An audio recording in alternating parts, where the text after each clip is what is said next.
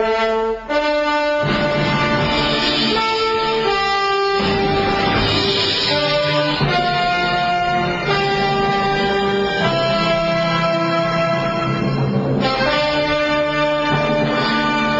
morning and welcome to Shattering Myths, a program devoted to the most vital segment of our society. To those of you like me who know that there's something dreadfully wrong with the political and religious institutions which govern and control our nation, who recognize the considerable malfeasance inherent in the media, the military, and also with regard to economic influences. We realize that these institutions are the problem. They are not part of the solution. So instead of trying to rearrange the deck chairs on our sinking ship of state, our mission is to scour the news, looking behind the headlines, so that we know who is causing the tragedies that are besieging our planet, and so that we come to understand why these institutions are doing so, all while predicting how their ill-advised and inappropriate plans will continue to influence our world. Based upon the plague of adverse political, religious, military, and economic influences, we have at the very most 15 to 20 years left until all hell is unleashed. A complete economic collapse, world war, unrelenting propaganda, and killings that will number in the billions. Therefore, in our second hour, we're going to engage God on His terms, through evidence and reason, since His guidance regarding His covenant provides the only escape from what will become planet hell. If you would like to participate in this discussion, I would encourage you to do so toll-free, 877-300-7645. Before I turn to an item in the news, I want to apologize for the Billy Graham commercial that is routinely running on this station. I have done everything I can do to encourage the Genesis Communication Network to sever its relationship with Salem Radio News. And it's because of commercials like this one. I want to state unequivocally that this program, I myself and God Himself, is overtly opposed to everything Billy Graham and his business promote. If you would like to be led away from God, listen to him. I'd intended today to continue with the article that we were discussing yesterday, which is a CNN report out of Washington, D.C., that the U.S. government is sponsoring a program called START, which scours newspaper articles to determine how many terrorist acts are perpetrated in the world and then tracks them. And we will indeed return to that article because there's much to be learned, although almost all of it negative, from what has been reported and what they are doing. But there was an item in the news that struck me as being far more timely and important today. I've long said that of everyone who has occupied the White House, that there has been none who are as overtly dishonest as Barack Hussein Obama. Virtually everything the man says is a lie. You know, there have been horrible presidents, and I'm not a Republican. I'm not even one who engages in politics. I was consistently opposed to most everything George Bush said and did. So when I tell you that no one has ever lied as grotesquely, as uniformly, as bluntly as this president, that's a serious accusation from a nonpartisan. Now, the accusation we're going to discuss today happens to be the one that the president routinely makes, where he says that if you like your current health care plan, you will not be required to change it based upon the present implementation of the Affordable Care Act, known as Obamacare. That is a bold-faced lie. If you like your current policy, you will not be able to keep it. And that will be true with 100% of Americans. There will be no exceptions. And the man knows it. Now, as a lie, that one is fairly significant because one of the biggest expenses for 85% of Americans is their health care. One of the biggest concerns for a huge percentage of Americans is their health care insurance and health care provisions. And to completely destroy the systems that they have come to rely upon and to make them obsolete, which is what this administration is doing, so that all Americans will have to become completely dependent upon government for their health care, is precisely what this administration is seeking to do. And it is doing so in an area that is not only the largest government expenditure. Health care is by far the largest segment of the U.S. federal budget. It is also the fastest growing, the most out of control. It has grown from nothing in the mid-1960s to the point now where it is approximately 35% of federal government expenditures, and it is growing at a rate that is like a wildfire raging through a forest. And so the Affordable Care Act actually makes private health insurance unaffordable, requiring everyone to depend upon government. And it increases the number of people who are insured by the government, providing them with the very kinds of coverage that the President demeaned and called Cadillac policies, which will bankrupt the country all the more readily. So I want to begin by reviewing an article that appeared today. It was posted by Reuters, and then we're going to transition into an article that was presented by an organization called Fact Check. Reuters. The U.S. government's top healthcare official said on Wednesday, this was at a congressional hearing, that private insurance companies, not President Obama's signature healthcare law, are to blame for hundreds of thousands of people losing their coverage in the past few weeks. Well, actually, it's not hundreds of thousands. It's actually millions of people who are losing their health care coverage and have done so in the last few weeks. And it is expressly because of the Affordable Care Act that they have lost their coverage. In other words, everything the woman said was a complete lie. Health and Human Services Secretary Kathleen Sebelius called the debut of the Affordable Care Act a debacle. And she sought to assure skeptical lawmakers at a congressional hearing that the administration will fix the technical flaws with the website. Now, before I return to the lie blaming the private insurance companies for their own demise, as opposed to accepting responsibility that it is the Affordable Care Act that has destroyed private insurance companies' ability to provide affordable care. Let's turn to the website. Do you know that there are 2.2 billion websites worldwide? I have 7 of them. 7 of 2.2 billion. Do you know that Americans are now being asked to trust their health care to a government which routinely lies, which is run by economic dunderheads who have not only bankrupted the nation, but even with an army of consultants and $500 million, couldn't build a website that works, given more than 3 years to do so? The biggest websites on the planet today are Google in terms of traffic. This would be the Alexa ratings. Traffic would be Google. In fact, Google's has probably 8 or 9 websites that are in the top 100, but just its main website is number 1 overall. Facebook is number 2. YouTube, 3. Yahoo, Wikipedia, Amazon, Twitter, and Yahowah.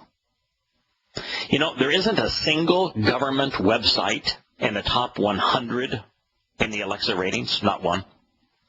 Which means that every top-performing website in the world is a product of business. All of them were built and guided by that business's management and staff. There isn't a single top-rated website in the world that was built by government or that is managed by government. nor one that was built by consultants, as the Obamacare site was designed. The areas of commerce and the areas of overall interaction that are provided by the top 100 Alexa-rated sites are topped, of course, by search engines. Very complicated websites and algorithms. And all of those search engines offer enormous array of support services for their users, including email capabilities for the world's 144 billion email users. They are rife with social networking sites, which is really all the government healthcare site was designed to do, to be a networking site. Video share. Many are commerce-oriented. E-commerce is an extraordinarily complex being. It is far more difficult to build an effective e-commerce site than to build what the government was offering via healthcare.gov. There are, of course, encyclopedias. There are news sites, instant messaging sites, technical support sites, blogging sites, chat sites, software sites, all within the top 100. And, of course, there are porn sites. Not a single government site is among the top 100 because the government doesn't do anything that people freely choose to participate in. The government is inept. Today, I heard Biden speaking on behalf of the administration and their bungled healthcare website saying, you know, we aren't technical geeks or anything, and so we just assumed that it would all work out. Healthcare.gov, which opened for enrollment at the beginning of the month on October 1st, ironically went down over the course of a 4-hour hearing in front of Congress. But even as Sebelius acknowledged that the administration should have done more to ensure the website would work, she blamed private insurers for a separate problem that has critics questioning the administration's honesty and the administration's competence. When asked by Republican Representative Marsha Blackburn of Tennessee what she would say to Americans receiving cancellation notices because their policies are not compliant with the new law, Sebelius said, insurance companies cancel individual policies year in and year out, end quote. That wasn't all she had to say. She would go on to lie.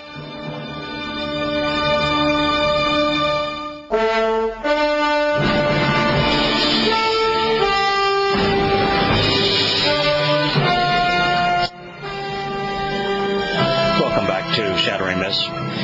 If you pay attention to the Republican representative's question, this would be Marsha Blackburn of Tennessee, you will see that the Secretary of the Obama administration for Health and Human Services deliberately skirted the question.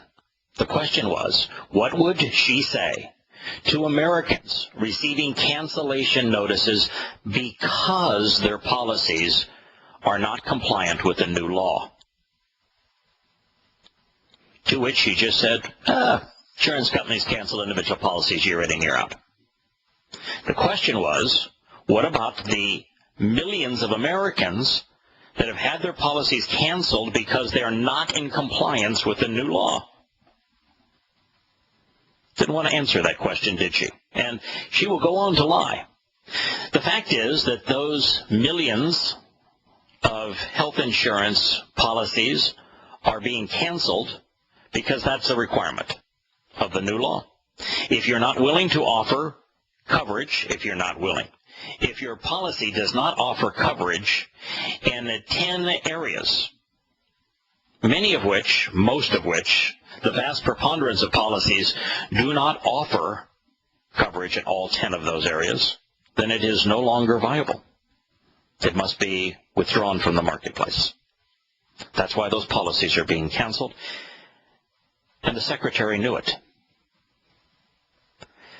There is no way, it's impossible, absolutely impossible, to offer affordable health care which complies with the new Affordable Care Regulations. It is a lose-lose game, with Americans all losing. Obama and other administration officials have repeatedly promised that the 85% of Americans who already have health insurance would be able to keep their current plans. That's a complete and utter lie. Now, even if we don't tackle the lie right now, let's at least look at the percentages. 85% of Americans have health insurance. So the Democrats are going to completely destroy the private health care industry, the best in the world, and then blame the industry for its own demise to offer another freebie to 15% of Americans, those Americans who are providing the least contribution to the country and who are the biggest parasites of the country, thereby robbing between 70 and 85% of Americans who are receiving the world's best Medicare and medical care the ability to do so at an affordable price. Now, Medicare represents 15% of those that were listed as having coverage. So of the 85%, 15% are covered by Medicare. Now, that is not the complete story, however, because the majority of Americans who have Medicare have a supplement policy that picks up the omissions in Medicare. And they do so because there's a huge percentage of hospitals and healthcare providers that won't take a pure Medicare patient because Medicare has decided that it would only pay about 60% of the rate that hospitals and doctors charge for their services, meaning that they lose money with every Medicare customer, something that they cannot continue to do and provide medical services. Now, from 1999 to 2012, the Bureau, this would be the Census Bureau, said the proportion of people with private health insurance declined to 64%. That was a decline from 73%. So from 1999 to 2012, those 13 years, the number of people that had private health insurance actually declined, almost 10%, while the proportion with government coverage rose to 33%, which is the whole purpose of all of this. The purpose of all of this, the same purpose of Social Security, the purpose of Medicare, the purpose of food stamps, the purpose of welfare, the purpose of much higher taxation, particularly on businesses and individuals, is to make everyone in the country dependent upon the government. Now, the problem with all of that is the government isn't reliable, and it is the businesses that government is bankrupting through its regulations, through its taxation, that pay for 100% of the services that government provides. So that when government, which is itself a parasite, siphons the lifeblood out of industry, which it is doing at an ever-increasing rate, there is nothing left. Because it is that industry whose lifeblood pays for everything that the government does. We'll return to Shattering Myths and this health care lie after the commercial break.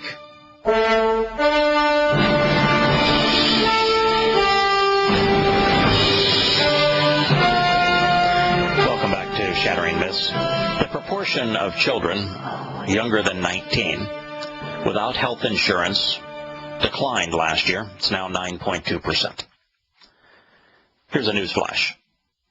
If you are not prepared or willing to get married, to become gainfully employed, so that you can shelter, feed, clothe, educate, and care for children, do not have them, and then demand that others pay for them. Because the new health care law requires insurers to offer a much, much higher level of coverage, millions upon millions of Americans on individual coverage plans are going to see their policies canceled at the end of the year. And all of those whose policies aren't canceled are going to face much higher monthly payments for new plans that in many cases are way beyond what they can afford. The Affordable Care Act is going to make health care unaffordable for the vast preponderance of Americans. That is the reality. And it will require every American to give up their existing policy no matter how much they like it. Sebelius said that private insurers were making business decisions by canceling some members' coverage. The Affordable Care Act protected policies made before it was signed into law in 2010, she said. Both of those statements are 99% false, and they are bridging on being 100% false. You see, these insurance companies are not making business decisions by canceling the members' coverage. They are responding to the newly imposed government health care regulations. They have no choice.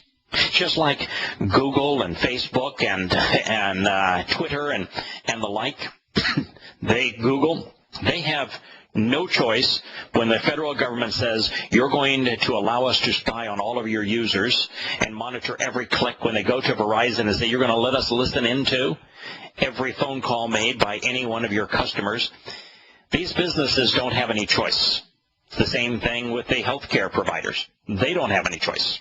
The government imposed new regulations. Those new regulations make it impossible for them to offer affordable health care. That was by design. Why? Because the government wants 100% of Americans dependent upon government. Just as a reminder, the current Great Recession that we are still slogging our way through, this month was especially abysmal as it related to free enterprise and the number of jobs created in the free enterprise sector, the private sector of the economy. Well, the Great Recession was caused because the government interfered with and passed new regulations which banks and businesses had to respond to. These were imposed on home loans, and it was through these home loans that the government regulations caused the current Great Recession. Now they're infringing on health care and are going to do exactly the same thing. The protections of existing policies that the Secretary, Sebelius, referred to are non-existent. Obama and Sebelius know it, because it was the Office of Health and Human Services, the Department of Health and Human Services of this administration, that actually drafted the provisions relative to existing policies. There is no possible way whatsoever to offer or to keep an existing policy. And so all of the president's promises that you can go ahead and ignore the expansion of government health care through the Affordable Care Act, because if you're part of the 85% of Americans that like your current policy, that are currently insured via a policy, you can keep your policy. That's an overt lie. It is impossible to offer it or to keep it. She said, this would be the secretary, said that those who lost coverage were victims. Yeah, they were victims, all right, but of the government. But she will say that they are victims of the private insurance industry that was responding to the new government regulations. She says that they are victims of a market long known for discriminating against the sick and selling inadequate coverage, shortcomings that the law known as Obamacare was designed to fix. People are on their own. They can be locked out, priced out, dumped out, she said. Now, they're being dumped out. They're being priced out. They're being locked out because of the law that she is promoting. It is the express reason that they are being dumped out, priced out, and locked out. That is why they're on their own. Those statements revealed the innate hostility of socialists. like this woman, for the free enterprise system, like Obama for the free enterprise system. They're overtly hostile to it. They despise it. And yet it pays 100% of the bills. It is the only thing that allows government to offer anything. Now, if you like the way that you were delayed for an hour and then had your freedoms violated and you were searched at the airport by the TSA, then you'll love what these buffoons do to health care. This particular article notes that Republicans have sought to derail the health care overhaul since Obama took office in 2009, culminating with a 16-day government shutdown earlier this month, which they went on to besmirch the Republicans on. Turns out the Republicans were right. They drew their line in the sand on Obamacare, and they were right. It's destructive. It's not something that should be forced on the American people. It is the final nail in our coffin. The website's woes, the article says, and insurance plan terminations have given Republicans more ammunition. For those, this is a quote, who lose their coverage, they may also lose their faith in the government, said Republican Representative Fred Upton. Opinion polls show that most Americans blame the Republicans for that standoff. They don't blame the law because most Americans choose not to do their homework. Most Americans, some slight majority of Americans, are parasites in the government, and they continually think it is appropriate to rob those who are productive, to continue to further their indulgences, not knowing that they're actually robbing their own children. President Obama, in a speech to the American Medical Association, this was the keynote speech for Obamacare, June 15, 2009. This is as the health care law was being written. Quote, that means that no matter how we reform health care, we will keep this promise to the American people. If you like your doctor, you will be able to keep your doctor, period. If you like your health care plan, you will be able to keep your health care plan, period. No one will take it away, no matter what. It's an absolute lie. He knew it at the time. It is impossible to keep your health care plan, no matter how much you like it. Impossible. It has been taken away by the U.S. government, by the Affordable Care Act. Obama remarked in Portland, April 1st, 2010, after the health care law was signed into law and was written by the Department of Health and Human Services under his supervision. He said, and if you like your insurance plan, you will keep it. No one will be able to take it away from you. It hasn't happened yet. It won't happen in the future, end quote. Untrue. And at that point, he knew unequivocally that it was untrue. If we were a moral country, we would impeach him on that statement because it affects so many people in such an important way. Then Valerie Jarrett tweeted on behalf of Obama on October 28th of 2013, just a few days ago, after NBC News aired a report that the Obama administration knew that millions of Americans would not be able to keep their health insurance no matter how much they liked their existing plan. Fact, she said, nothing in Obamacare, hashtag, forces people out of their health plans. No change is required unless insurance companies change their existing plans. It's an overt lie. She knew it, and soon you're going to know it. Let's take a step back in time and review these statements by the president and by one of the officers in his administration. Now that 2 million people have suddenly been required to get a new insurance plan, even before the Affordable Care Act, known as Obamacare, goes into full effect in 2014.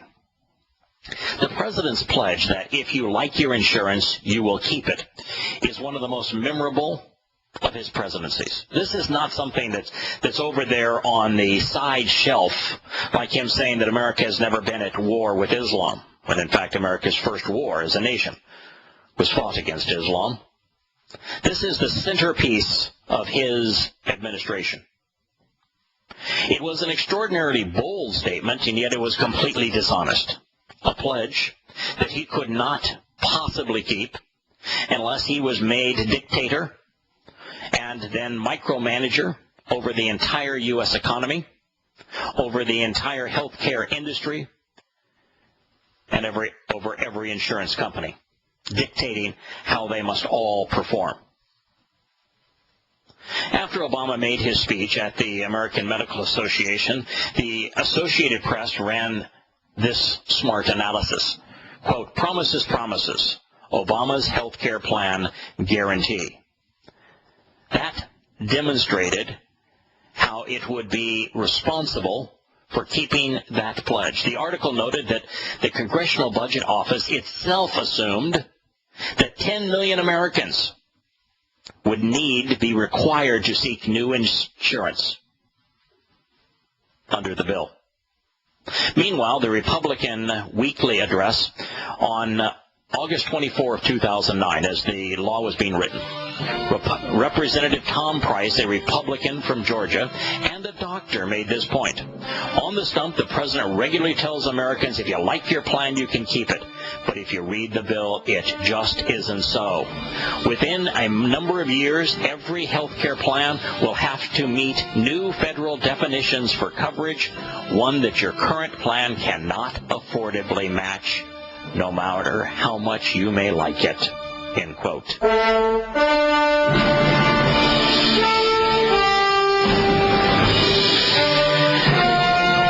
If you turn back to 2009, when the president was blowing smoke regarding his health care reform, one might have a tendency to excuse him as a politician for lying about the nature of the plan that his administration was currently drafting.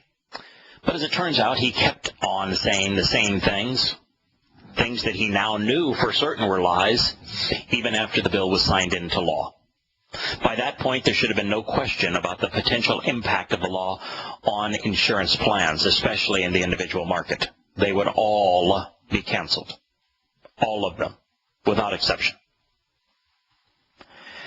A key part of the law is forcing insurance to offer essential health benefits, a package providing coverage in all of the following 10 categories. The list includes ambulatory patient services. So, if you want your